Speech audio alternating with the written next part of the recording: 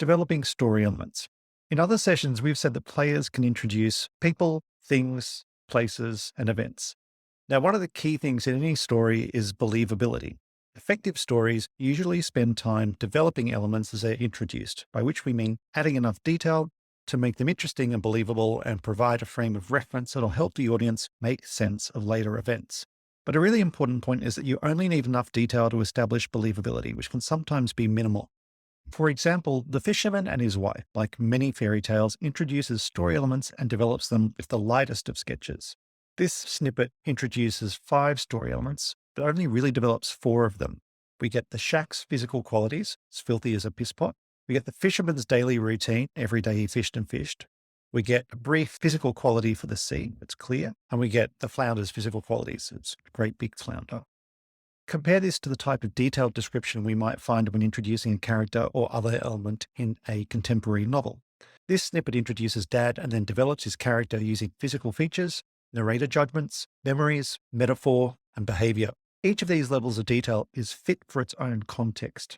Again, the purpose of developing story elements is to make them believable and interesting enough for our story to work, meaning have the effect we want. If you need ideas for ways to develop a story element, there's a little list of aspects here, things like concrete physical details, including sensory description, history, thoughts, feelings, beliefs, judgments. And if you want to explore any of these ideas further, a good place to start are the narrative basics lessons on Write Like. You'll find lots of examples and tips in there.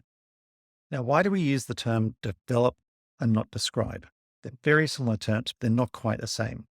I'd say describe is a subset of develop. Basically, describe tends to sound a little static and fixed. We think of description as a kind of a block, whereas develop is somewhat more active and expansive and has more of a sense of develop over time. So we've decided to lean towards that term.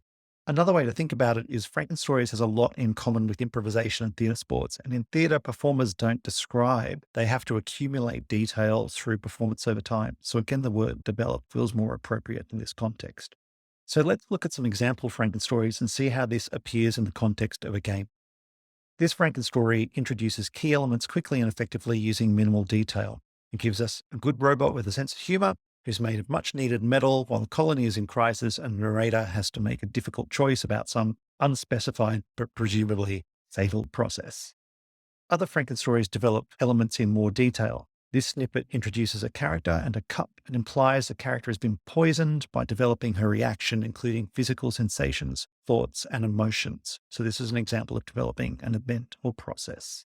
And some Frankenstories spend so much time developing their subject, they never get to telling a story, instead functioning more as what we might call portraits. This snippet develops Chloe, as well as the narrator's attitude towards her, and the entire game is spent developing this relationship. Nothing happens as such, and the relationship never changes except for the final moment when the narrator admits that they're jealous. So how do we practice this as a skill? Tell students they're going to be creating a portrait rather than a story. The goal is to come up with as many interesting details as possible. You can use a standard 3 to 5 round game with any prompt, but each round players must introduce one element suggested by the prompt. They must use a being verb to introduce the element, so is, was, were, and so on. And they need to spend the round developing that element in whatever way they like. Then each new round, they introduce a new element and develop that. They can use the last line of the final round to make something happen. We have an example game for this format.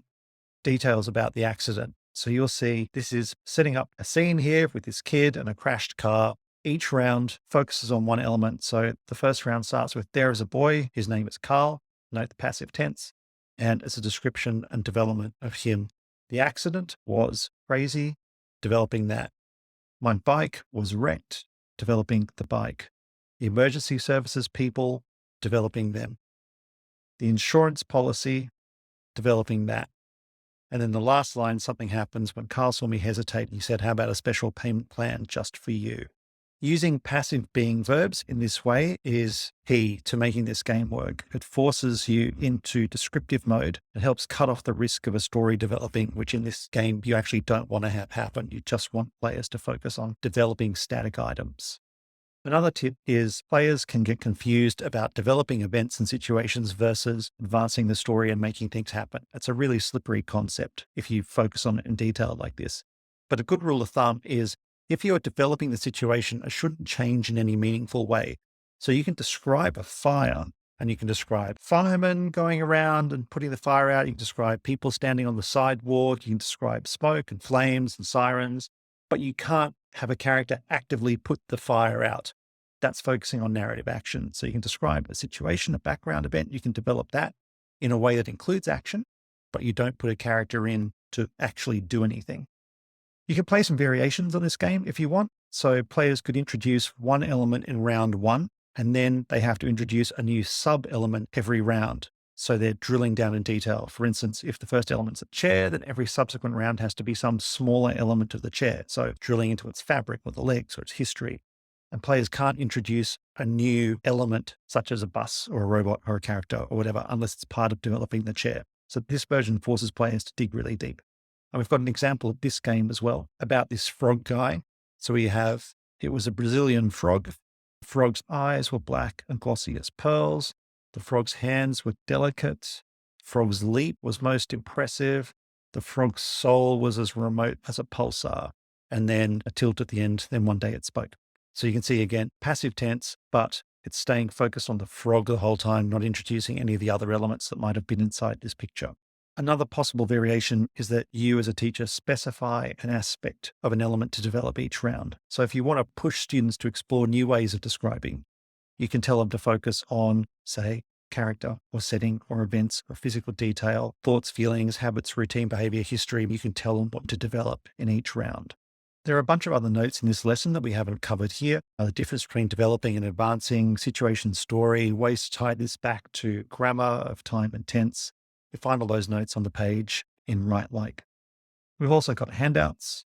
We have a student handout for a quick summary of key points and a teacher guide to some of the game formats. So one of the challenges for students is getting the right balance with description and development. Students tend to under-describe, and then once taught to write more descriptively, then they'll start to over-describe. So it's useful in Frankenstories to isolate it as a skill, practice creating essentially static portraits, and then fold it back into games when you're trying to produce proper stories. So try it out and let us know how you go.